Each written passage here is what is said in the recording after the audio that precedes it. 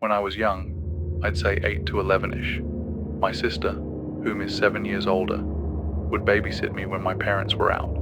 At the time, she smoked a lot, and my parents made her smoke outside, of course. So, I'd follow her outside into the carport, which faced the street, and play around, annoy her and such. One day, my sister notices a car at the end of the driveway, just sitting in the road. It's a white SUV. It has the most tinted windows I have ever seen. It sat there until she went inside, then would drive to the end of the road and sit at the church parking lot and wait. Wait until she'd come out again for another smoke, and it would repeat this.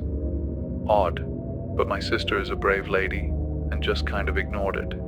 That is, until the next day, while my parents were out again, and it showed up again. It would sit at the end of the driveway and just watch. I don't know what the driver was doing, but he was watching my sister. If I didn't go out, I'd watch from the front window, and it would just sit there and watch my sister.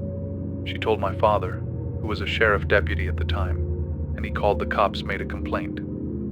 They showed up, looked around, but the SUV was nowhere to be seen. Months went by, and nothing.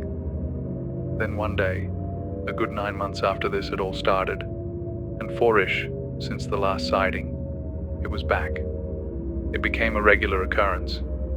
Another day, my sister was outside doing her nasty habit, and sure enough, here it comes.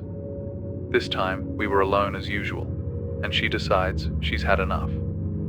She tells me to stay in the carport, and she's going to go confront them. She starts walking toward the SUV, and halfway down the driveway she would later remark to us, "I felt utter terror, like I knew if I went any further, I was dead.